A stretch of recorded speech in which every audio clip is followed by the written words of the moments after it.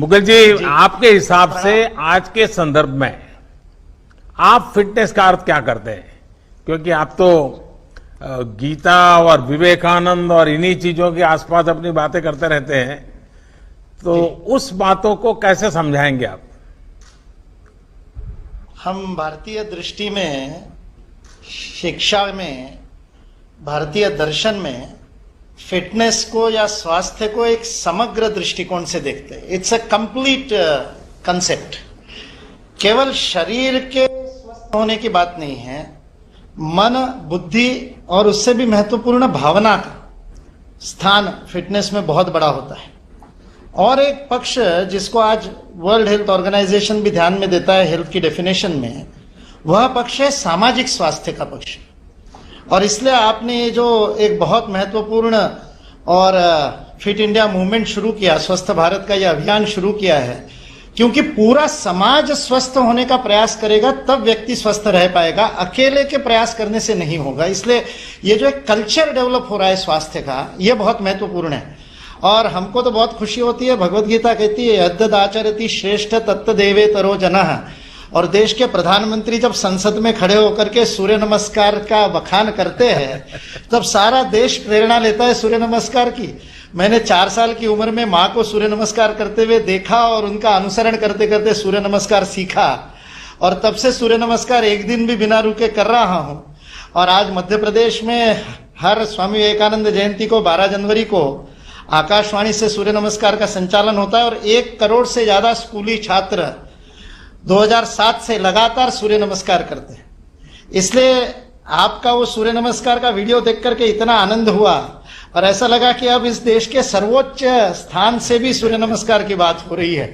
तो समर्थ रामदास के बाद आपकी याद आई कि आपने ऐसा एक बहुत अद्भुत मंत्र दिया। मुकुल जी, आप इतने सालों से युवाओं के बीच में गीता स्वाध्याय करते आ रहे हैं, आपको क्या लगता है, जैसे आपने कहा कि भी एक मध्य प्रदेश का सूर्य नमस्कार की सफलता, और आप जिस मिशन को लेकर काम करते हैं, आपको क्या लगता है? भगवत गीता 2 वीरों के बीच का संवाद है, श्री कृष्णार्जुन संवाद है। कृष्ण वह है जिसने एक उंगली पर गोवर्धन उठा लिया था, और अर्जुन को सव्यसाची कहते हैं, दाहिने बाएं दोनों हाथ से गांडी उठा करके 24 घंटे बिना नींद लिए कर्म करने की क्षमता है। इसलिए भगवत गीता 2 सबसे फिट लोगों के बीच का संवाद है। इसलिए गीता का स्वाध्याय यह फिटनेस का मंत्र है, और उससे आदमी के मन में वह जागृति होती है कि मेरे को अपने जीवन में सब स्तर पर, शरीर, मन, बुद्धि, भावना के स्तर पर, और उससे भी ऊंचा आध्यात्मिक स्तर पर, स्पिरिचुअल लेवल पे भी फिट होना बहुत आवश्यक है, ताकि मेरा मन मेरे शरीर में फिट हो, मैं परिवार में फिट हूं, मेरा परिवार समाज में फिट हो, समाज पूरे राष्ट्र की आवश्यकता में फिट हो, और हमारा राष्ट्र विश्व में योगदान करने के लिए विश्व समुदाय में फिट हो। तब तो माता भूमि पुत्रो हम पृथिव्याम होगा, और हम पर्यावरण को भी फिट करेंगे। इसलिए यह फिटनेस एक भगवत गीता एक समग्र विचार हमको देती है, एक दृष्टि देती है। और इसलिए मैंने हमेशा पाया, पिछले 30 वर्षों से युवाओं के बीच में गीता स्वाध्याय कर रहा हूं, तो युवाओं को जब ये दृष्टि देते हैं तब वो कहते हैं, पहले तो हम सोचते थे गीता रिटायरमेंट के बाद की बात है, अब पता चलता है गीता पढ़ेंगे तो रिटायर होंगे ही नहीं, रिटायर होते रहेंगे, बार बार टायर बदलते रहेंगे और नई नई पारी खेलते रहेंगे। यह युवाओं को प्रेरणा भगवत गीता से मिलती है। मुकुल जी, आप शिक्षा और युवाओं को लेकर पैशनेट है। आप यानी युवाओं के मन में भी आपसे कुछ न कुछ जानने की इच्छा रहती है। मेन चीज है मेंटल फिटनेस, इमोशनल फिटनेस।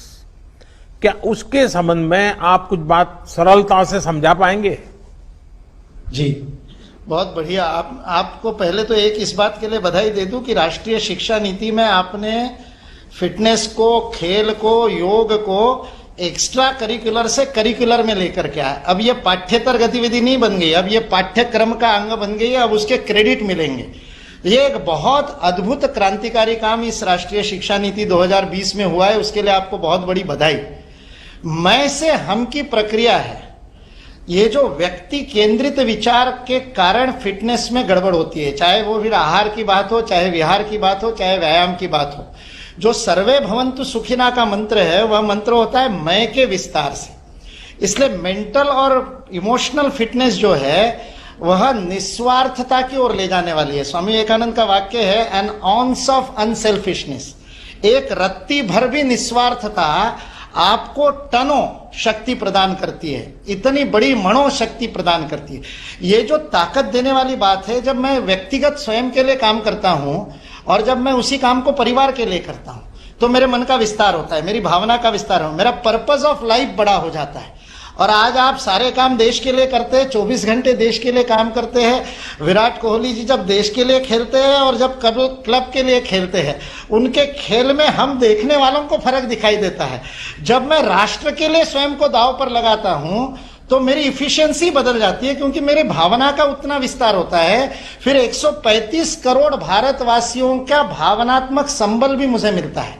इसलिए ये जो मैं से हम की प्रक्रिया है, और फिर भारत सारे विश्व के लिए काम करता है, तो सारी मानवता, सारी सृष्टि और फिर परमेष्टि, ये जो आध्यात्मिक विकास तक जो मैं से हम की यात्रा होती है, व्यक्ति से परिवार, परिवार से समाज, समाज से राष्ट्र, राष्ट्र से सृष्टि और सृष्टि से परमेष्टि, यह जो व्यष्टि से समष्टि की यात्रा है, यह फिटनेस का एक बहुत बड़ा मंत्र है। ये जीवन का पर्पस ऑफ लाइफ बदल देता है।